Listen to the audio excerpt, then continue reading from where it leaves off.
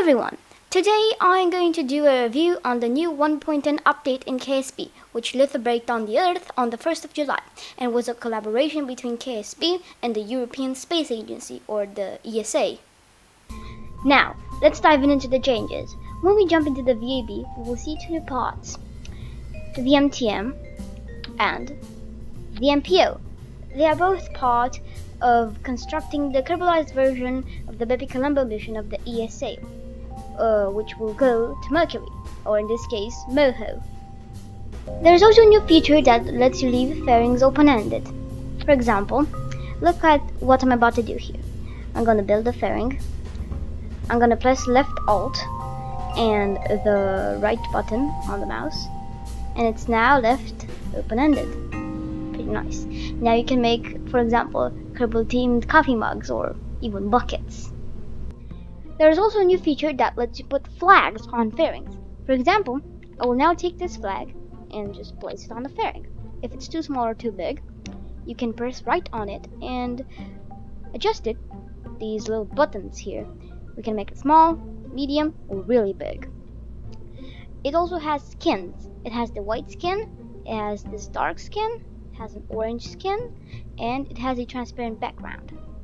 We can also set a random flag so it doesn't have to be the actual mission flag. Like, for example, I can set the 09 flag while the mission flag is still the Kerbal Space Program flag. Pretty neat. So, let's build a BepiColombo. First, we take this MTM stage, which has a generous amount of xenon gas. We'll put this electric propulsion system, and then we will take the MPO probe, which has an antenna, as you can see there. We'll take this size 1 fairing, and we will leave it open-ended. Now let's take some solar panels, the Gigantor X solar array, in two-way symmetry, like this, and we'll take some of these 1x6 photovoltaic panels and we'll put it on the MPO in one-way symmetry. And there it is. It's ready.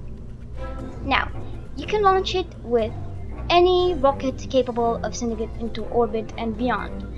But there are new pieces to make the Ariane 5, ESA's rocket. Now, let's build the Ariane 5 rocket. It starts with this 2.5 meter fairing, which I will build right now.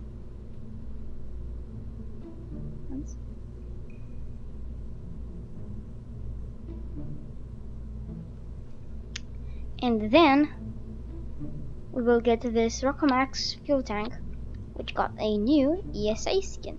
It's gray. We will then take the Poodle engine, which also got a new skin, a single bell one. Then we will take this decoupler, raise it a bit for the next part. And then we will take 3 of these medium-sized tanks and we will put the ESA texture on them. You will put this mainsail engine on it, and then we will get some decouplers to put some solid rocket boosters. Of course, we will put these in two-way symmetry.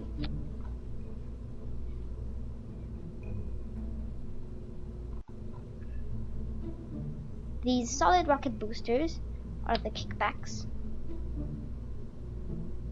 and they got a new ESA skin. They have all sorts of flags. We'll then go to aerodynamics and take this nose cone, also two-way symmetry, and as a finishing touch, we will put a flag on the fairing.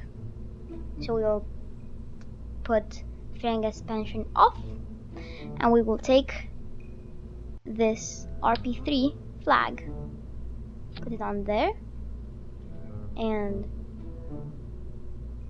flag orientation is landscape, and we'll set the flag as Ariane space. Make it a bit bigger, and there we have it. There it is, the Ariane 5. So there is the Ariane 5 on the launch pad. I used launch clamps to make sort of a launch tower here, make it look like the actual Ariane 5 launch tower, to give you a sort of cinematic launch. You press F2 to lose the UI, and then we launch.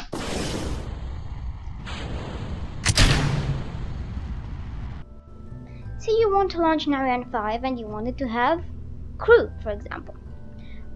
And say you want to change the crew suit. Well, now not only you can change which of the 3 suits from the stock game and the DLC your crew wears, you can customize each suit.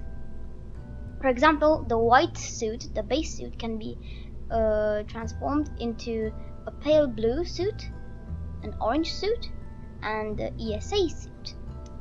The Making History one can be transformed into a brown suit and an orange suit.